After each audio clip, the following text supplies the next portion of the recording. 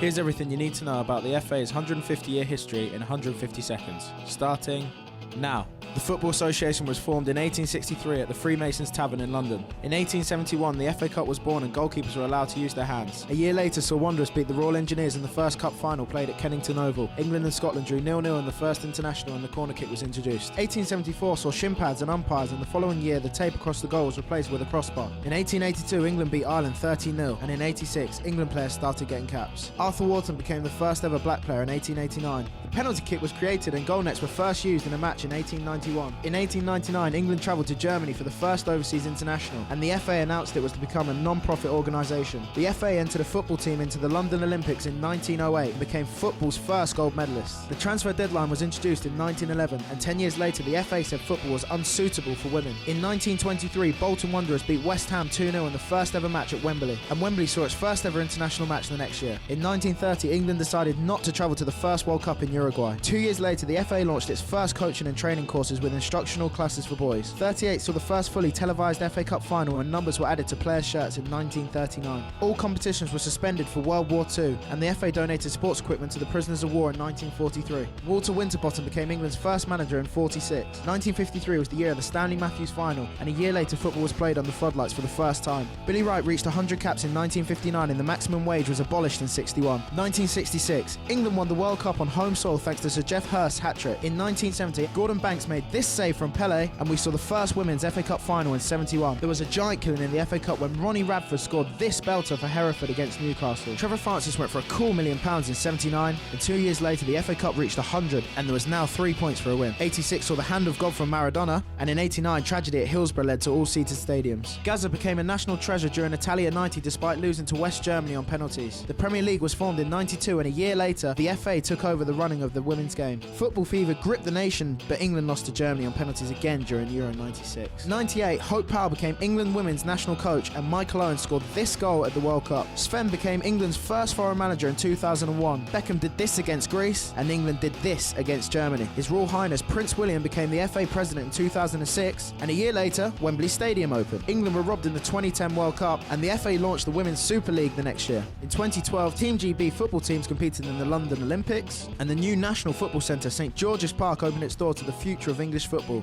Here's to another 150 years.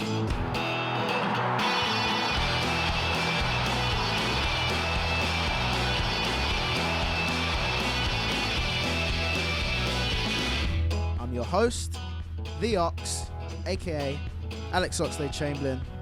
Hopefully I'll be around for a few more.